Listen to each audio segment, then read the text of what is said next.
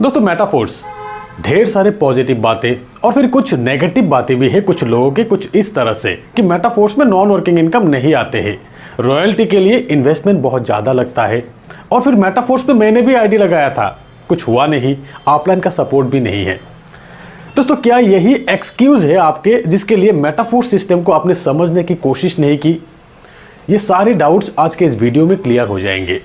दोस्तों मैं अपनी बात कहूँ तो मेटाफोर्स के साथ मैं शुरुआत से जुड़ा हुआ हूँ। सिस्टम लॉन्च होने के करीब 1.5 महीना पहले से ही सब कुछ छोड़कर मेटाफोर्स में टीम बनाने में लग गया, पूरी ताकत लगाकर। और करीब 2 महीना पहले से ही मेटाफोर्स का और लाडो के हर एक प्रोजेक्ट को स्टडी करना शुरू कर दिया। तो सबसे पहली बात, सिस्टम कभी भी आपको धोखा नहीं देंगे। धोखा अगर होगा कुछ लोगों से हो सकता है, हुआ भी है। कैसे बताते हैं। लॉन्चिंग से पहले यानी कि 29 जून 2002 से पहले कितने सारे लीडर्स थे मार्केट में, यूट्यूब पर कितने सारे लीडर्स थे, कितने सारे लीडर्स के जूम मीटिंग चल रहा था, हर कोई अपने आप को लाडो के करीबी बता रहे थे। अब कहाँ है ये सभी लीडर्स? उनके साथ जुड़े लोगों को दूसरा तीसरा प्लान देने लगे। तभी मैंने कहा था कि शुरुआत के 1-2 महीना बाद आप देखेंगे सही लीडर्स कौन कौन है यहाँ पर।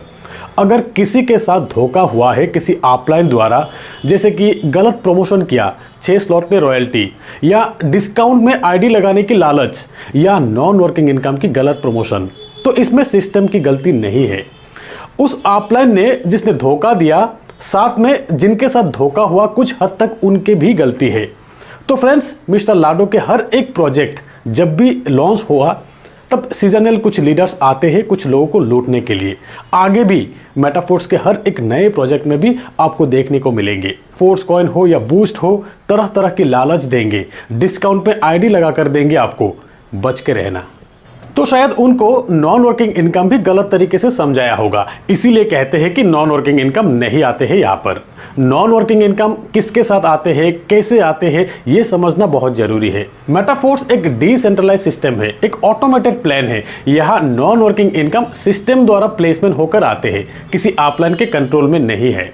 हाँ, लेकिन उस अपलाइन के साथ ज़्यादा मिलते हैं जिनकी टीम बड़ी हो, क्योंकि रिसाइकल ज़्यादा होगा, जिनके टीम में एक्टिव लोग ज़्यादा हो, जिनके साथ नए लोग ज़्यादा जुड़ रहे हो। फिर भी अपलाइन के कंट्रोल नहीं है यहाँ पर, यहाँ कंट्रोल डाउनलाइन के पास है। S6 के मैट्रिक्स मैकेनिज्म को अच्छी तरह से समझकर बहुत लोगों ने अच्छी खासी नॉन वर्किंग इनकम भी कमाया हमारे साथ। डाउनलाइन चाहे तो यहाँ बार बार नॉन वर्किंग इनकम ले सकते हैं, सिर्फ ट्रेनिंग चाहिए उनको। आप जिस भी टीम के साथ जुड़े हो उस टीम के ट्रेनिंग सेशन अटेंड जरूर करें। और फिर बात यह भी होते है कि रॉयल्टी के लिए अमाउंट बहुत ज़्यादा लगता है, कम से कम 10 लेवल एक्टिवेट पे, अब तो 11 लेवल पे। 11 लेवल एक्टिवेट मतलब INR में अराउंड 9 लाख रुपीस की ज़रूरत है। उनको मैं यही कहना चाहता हूँ कि मेटाफोर्स के रॉयल्टी को आपने क्या समझा। ये एक लाइफ टाइम अपॉर्चुनिटी है, हमेशा के लिए आपको सिस्टम की टर्नओवर से एक अमाउंट मिलते रहेंगे।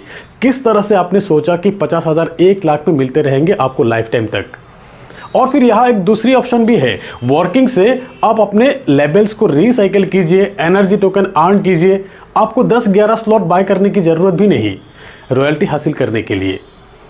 और अगर आप सोचते हो कि हमें मेहनत भी नहीं करना है, पैसा भी नहीं लगाना है, तब कुछ नहीं हो सकता।